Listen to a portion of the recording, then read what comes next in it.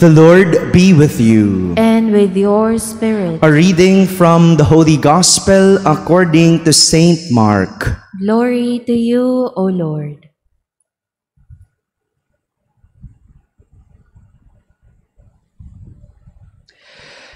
Jesus began to speak to the chief priests, the scribes, and the elders in parables. A man planted a vineyard, put a hedge around it, dug a winepress, and built a tower. Then he leased it to tenant farmers and left on a journey. At the proper time, he sent a servant to the tenants to obtain from them some of the produce of the vineyard. But they seized him, beat him, and sent him away empty-handed. Again, he sent them another servant, and that one they beat over the head and treated shamefully. He sent yet another whom they killed. So too many others. Some they beat, others they killed. He had one other to send, a beloved son. He sent him to them last of all, thinking, they will respect my son. But those tenants said to one another, this is the heir. Come, let us kill him, and the inheritance will be ours. So they seized him and killed him, and threw him out of the vineyard. What then will the owner of the vineyard do? He will come, put the tenants to death, and give the vineyard to others. Have you not read this scripture passage? The stone that the builders rejected has become the cornerstone. By the Lord has this been done, and it is wonderful in our eyes. They were seeking to arrest him, but they feared the crowd, for they realized that he had addressed the parable to them. So they left him and went away. My friends, the Gospel of the Lord. Praise to you, Lord Jesus Christ. Good morning, my dear brothers and sisters. Good morning po. Yan, nagising na uli sila. It's clear that we heard in our parable today. We heard the parable of the vineyard. Talinhaga ng ubasan. And it's clear that we heard in the parable that there is an owner of the land. And there are tenants. Owner, tenants. We know the definition of the two. We know the difference between the two. Tama po ba? Ang may-ari, siya ang may-ari. Ang tenant o ang umuupa, siya ang may-ari. That's how the tenants acted in our parable. The owner was so generous enough to prepare his land to be leased para ipaupa. No? He planted a vineyard, he put a hedge around it, dug a winepress, and built a tower. Kumpleto.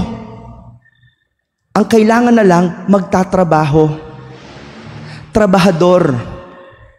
The owner is looking for tenants, workers who will work on the vineyard. And he found tenants. Nakahanap siya. But in the end, the tenants did not give the share of the owner. Sa huli, pagkatas mong pagkatiwalaan, pagkatapos mong paupahan, pagkatapos mong ibigay ang lahat, nung hinihingi mo ang parte mo, ayaw ibigay sa iyo. That's the attitude of the tenant. Look at that. Look at that. Kung sino yung umuupa, siya yung umastang may-ari. That's the sad part. At yung may-ari, siya pa yung tila nagmamakaawa na ibigay yung kanyang parte. Nagpadala ng mga alipin na maniningil. Pero anong ginawa ng mga tenant? Pinagpapatay, tinaboy, pinaalis. At kahit yung kaisa-isang anak, pinatay. Iniisip nila, yun ang tagapagmana. Look at how people at times think. Baliktad na mag-isip ba ang mga tao sa panahon ngayon? And this is the problem. When we do not know ourselves, we fail to show the right attitude. Huwag na tayong lumayo. Ganyan din sa panahon ngayon. 'Di ba? Ang may utang, siya pa ang matapang. Ang pinagkakautangan, siya pa yung nahihiyang maningil. Sa pamilya, ang magulang, siya pang dapat tila sumunod sa anak. Yung anak, siya yung parang magulang. Ito ang gusto. Ito yung kailangan. Baliktad. Ang magulang, malakas pa, umaasa sa anak. Bakit ganon? Sa trabaho, nagagalit ka dahil inuutusan ka. Pero, ikaw ba ang boss? Ikaw ba ang may-ari? Hindi ba sekretarya ka? Minsan, tignan muna natin. Sino ba ako? So that we could act well. We could show our attitude correctly. Sa simbahan, ang taong simbahan, siya yung nasusunod. Hindi ba? Ang taong simbahan, lingkod. Kahit din naman sa ating gobyerno, yung sinatawag nating mga lingkod, sila yung nasusunod. Sila yung una pang sumusuway sa batas. And at times, this is also our attitude towards God. Nasabi ko na to, yung parang Diyos ang pinasusunod natin, kaya sa huli, tayo ang nagiging Diyos. In our prayer, we tell God what we want.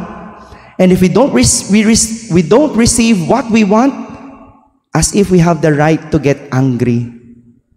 Ang tanong, sino bang Diyos?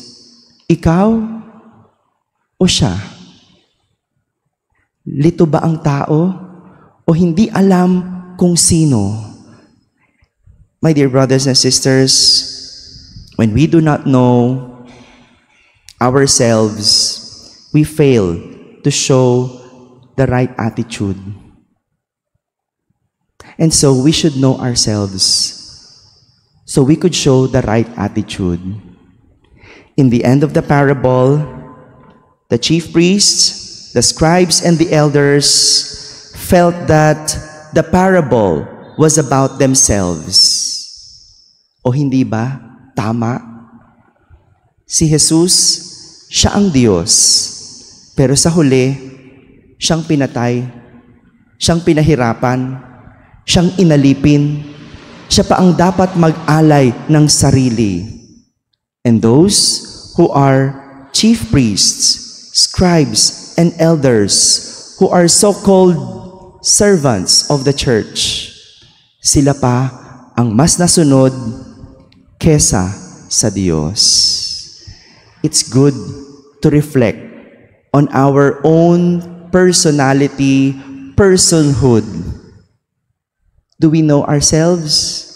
If we know ourselves, we could show the right and proper attitude.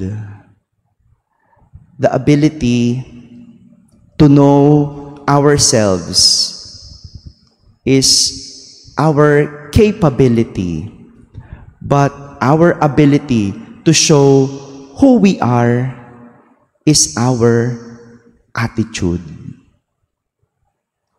Amen.